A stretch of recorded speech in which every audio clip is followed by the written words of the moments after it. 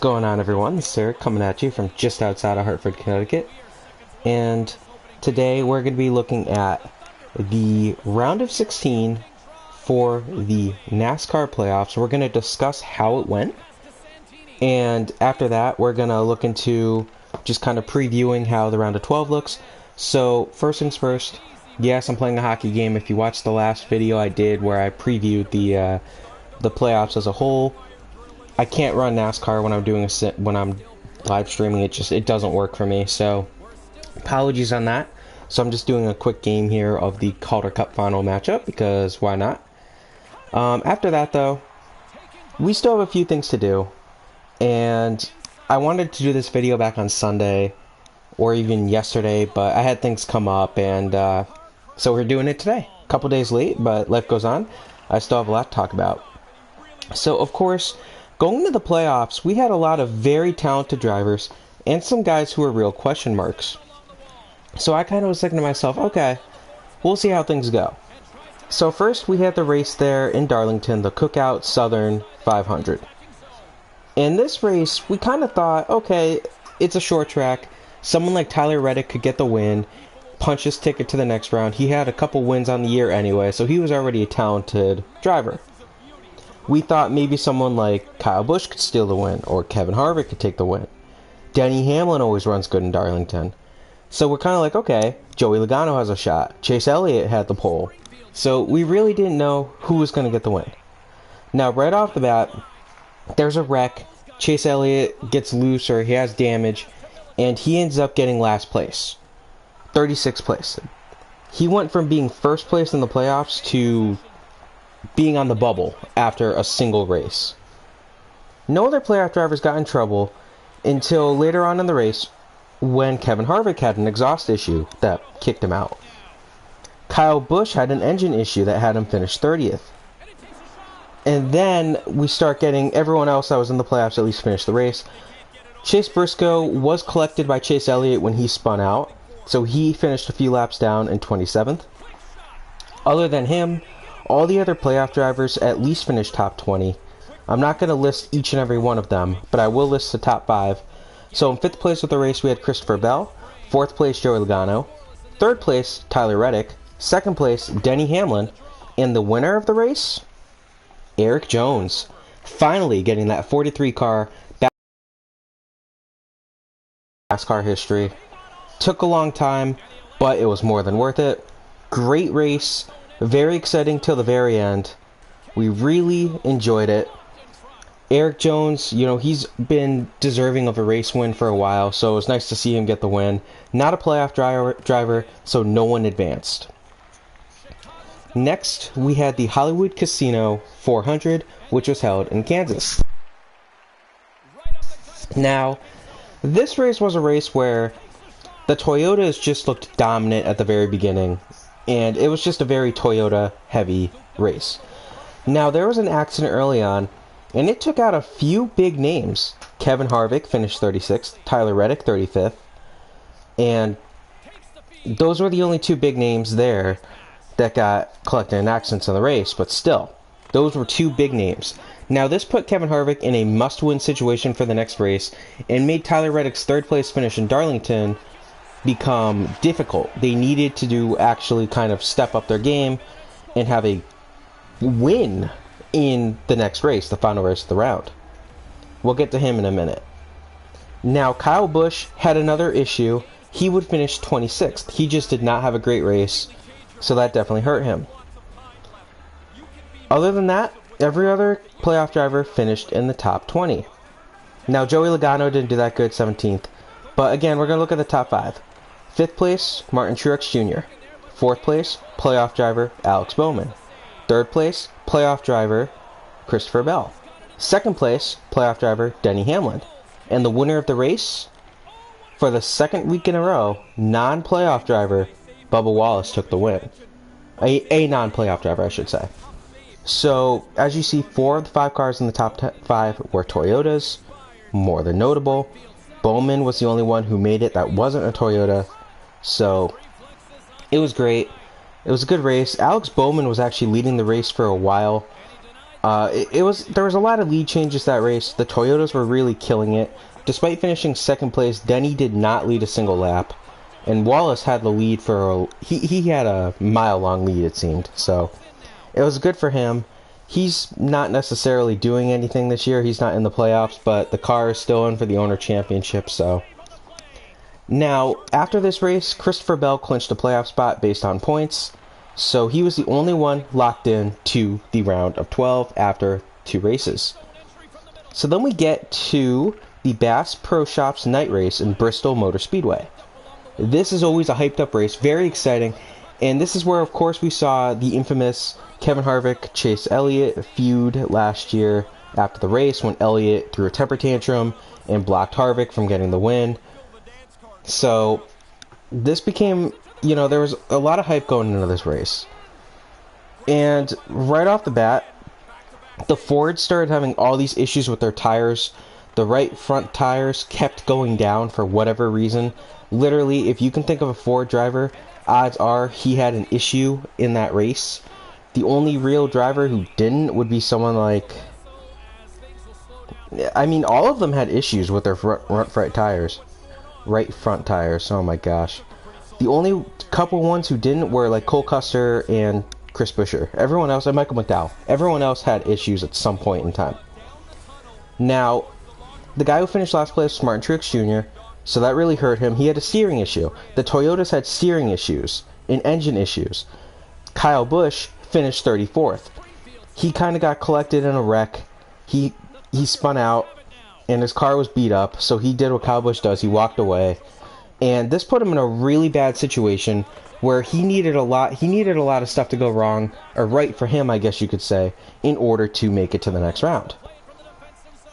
Alex Bowman would get collected in an accident and finish 32nd.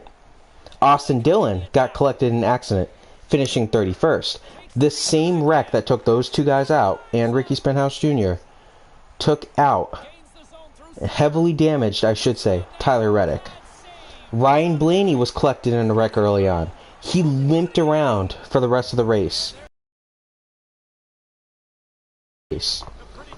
Eric Almirola was leading for a while, got collected. Joey Logano got collected in a race. He had to retire early. In a wreck, I should say. So there was a lot of guys who got collected in wrecks that couldn't afford to. Austin Cindric, Daniel Suarez, each had issues, got collected in little spins. Cindric had a spin where he finished a few laps down because of it. They should have caught a caution for him. They would have if it wasn't a Ford driver. I'm convinced of that. So they tried to screw Cindric over. Suarez had a similar issue. He was driving loose the whole race. So now we'll get to the top 5. Now keep in mind, heading into this race, someone like Kevin Harvick had to win to make it to the next round. So the top 5 were in 5th place, Kyle Larson, who we haven't heard from at all, which means he was consistent but not running in the top. 4th place, Christopher Bell, who was actually leading a lot of the laps this race. He might have led the second most laps of the race. 3rd place, William Byron. 2nd place, Chase Elliott. And the race winner, for the 3rd time in the playoffs, we had a non-playoff driver earn the win, with this one being Ford's Chris Buescher, or Christopher Buescher, I should say. So we put ourselves in a very interesting position where the only driver who we knew was going to make it, based on points, was, of course, Christopher Bell. Now, as each stage started to go by, more and more drivers clinched their spots into the next round. So, all said and done, who were the drivers that made it to the next round? So, in order of how they currently stand heading into the round of 12, which is points based on how they did in the regular season, and of course the additional points that they've earned in the playoffs, which no one really got any because no one won the race. Chase Elliott sits in 1st place. Joey Logano sits in 2nd place. Ross Chastain sits in 3rd. Kyle Larson sits in 4th. William Byron in 5th. Denny Hamlin in 6th. Christopher Bell in 7th. Ryan Blaney barely snuck in 8th. Chase Briscoe surprisingly made it 9th. Alex Bowman 10th. And here come the 2 other big shockers with Briscoe. In 11th place, Daniel Suarez. And in 12th place, barely made it. Barely made it because Bubba Wallace and Ty Gibbs essentially screwed their fellow carmate, Austin Cindric, clinched the 12th spot. That was a shock to me. But I wasn't complaining. So that means the 4 drivers who missed out on the playoffs next round, Tyler Reddick, Kyle Busch, Austin Dillon, and Kevin Harvick. Now, obviously, when I did the original preview, I said Austin Dillon's not going to be in the playoffs. He's probably going to be first round cut. Yeah, spot on with that. The other 3 were surprising. All 3 of them had 2 wins on the year. So, it was really shocking to see all 3 of them get knocked out. Now, let's start with the elephant in the room. That's, of course, going to be Kyle Busch. Kyle Busch, to me, I thought Kyle Busch had a shot to make another run. Now, he had just signed a contract earlier, about a week before, to race for Richard Childress Racing, effective for 2023. He'll be taking over the 8 car, which is currently Reddick's. So, you kind of see why Toyota was upset with him. But it's not like he treated Toyota the same way Reddick treated Chevy. He at least, he tried to sign a contract, and he waited till his contract was over, essentially, to move on. Tyler Reddick signed a contract with a year and a half left in his original deal. So, to me, Toyota that wasn't a smart move. That was not a good move, and that's going to upset potential future drivers for your team. So, with that in mind, Kyle Busch, when he was eliminated, he's not happy. Now, he and Denny Hamlin switched pit crews. Essentially, Hamlin's pit crew's been awful this year. So, Toyota kind of said, oh, okay, let's just give our driver who actually has a shot a better pit crew. Very similar to when Christopher Bell and Bubba Wallace switched pit crews. It's like, these guys aren't working with these cars. Let's just swap them, see what happens. It ended up working out very well for Bell. So, good for him. Good for them. Now, next guy eliminated, I'm going to go with Austin Dillon here. Like I said before, no one expected this guy to really make the playoffs. No one was exactly happy when Austin Dillon won the final playoff spot. Most people would have preferred if Martin Truex Jr. had gotten it. So, I mean, good for him.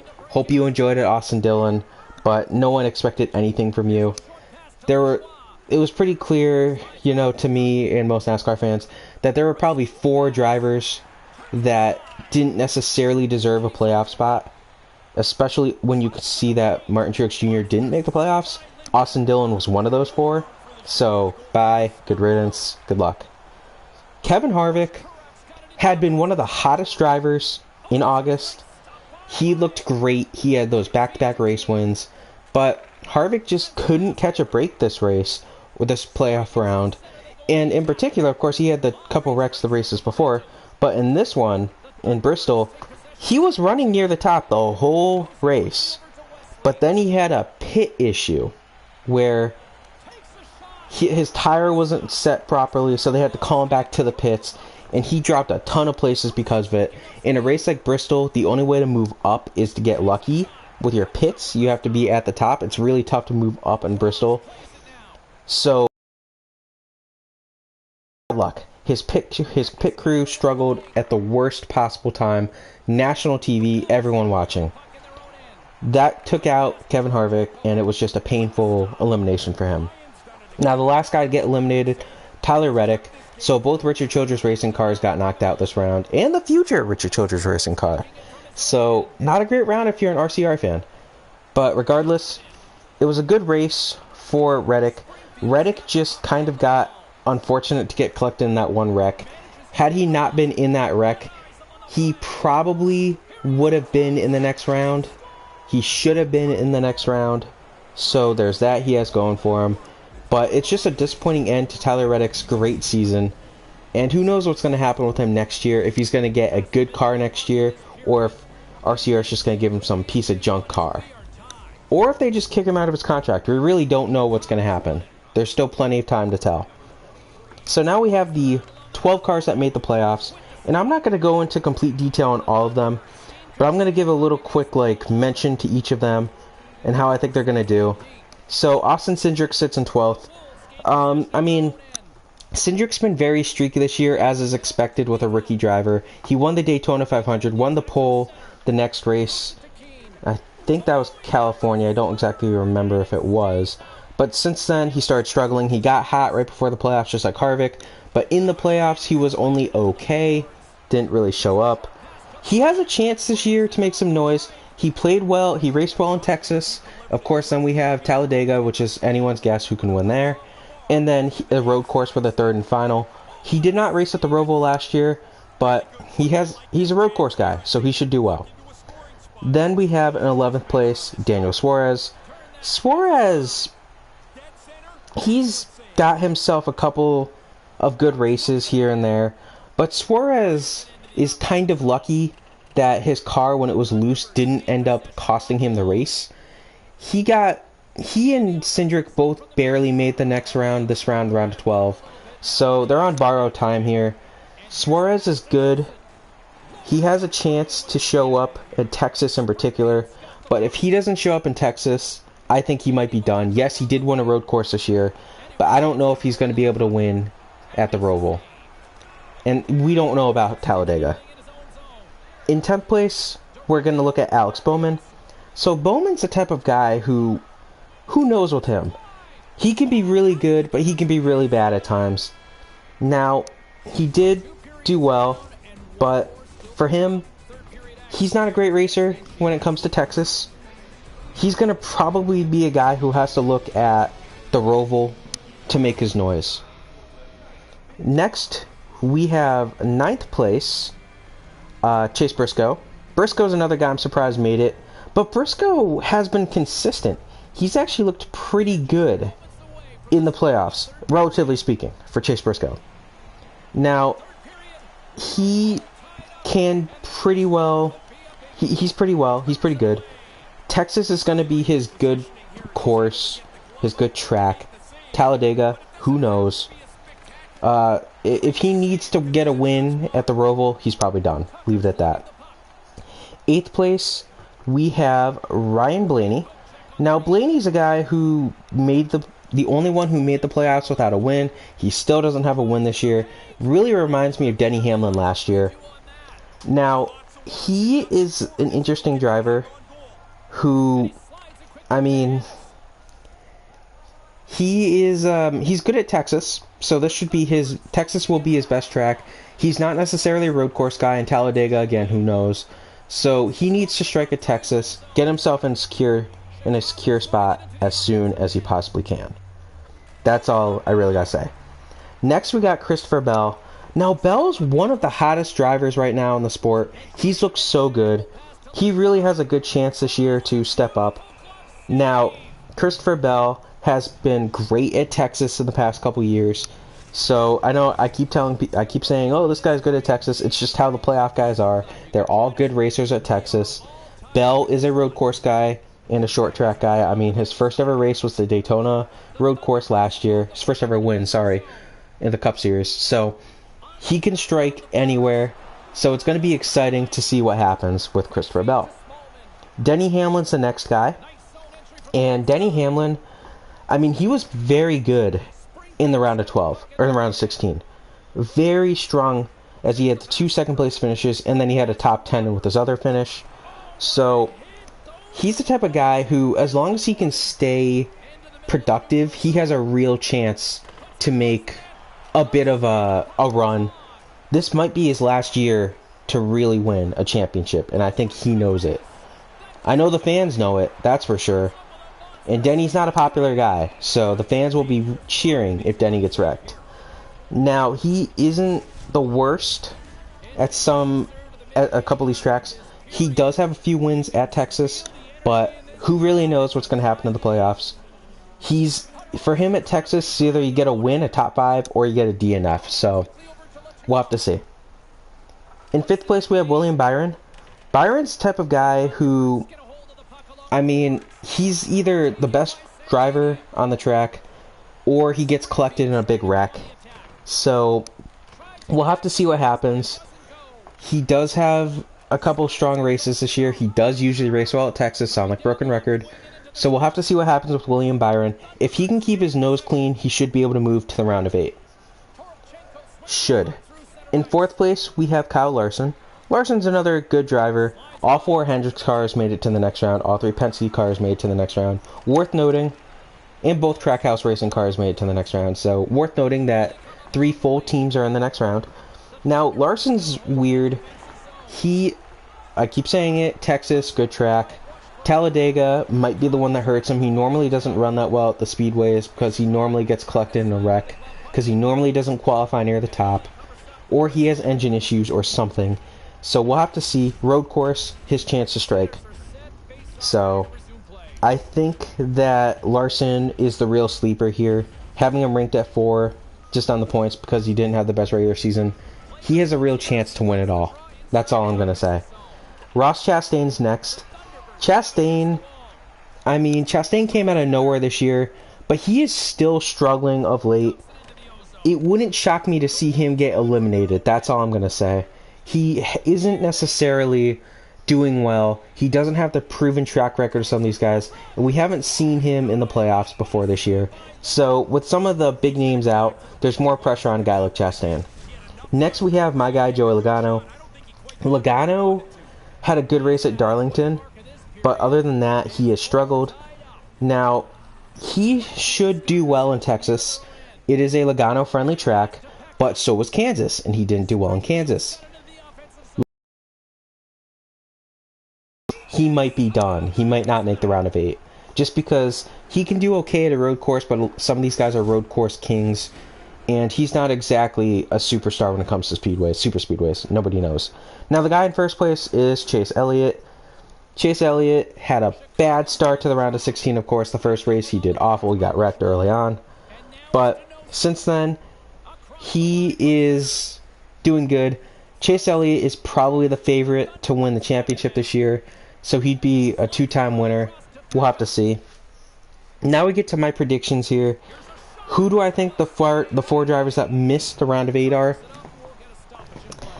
Based on the tracks and all that good stuff, I do think Daniel Suarez will miss the next round.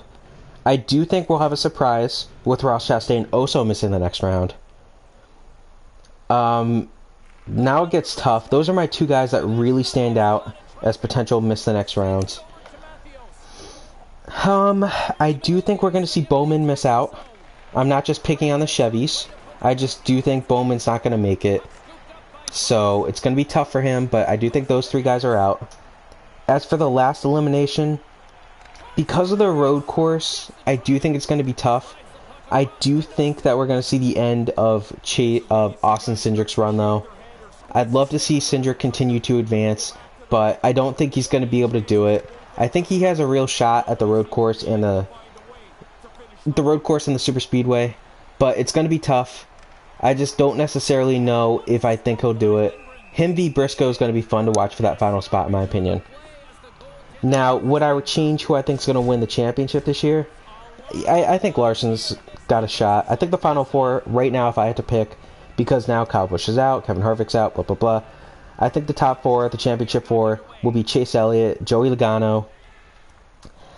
I got to give it to Denny, and I got to give it to Bell. I think those will be your 4 in the finals. So, we'll see what happens. Logano might miss out. So, we'll have to see. But anyways, I hope you guys enjoyed this. This was my predictions and everything, recapping the round of 16, looking forward to the round of 12. These videos will get shorter and shorter every 3 weeks. Hope you guys enjoyed this. Have a good rest of your day. Stay safe out there.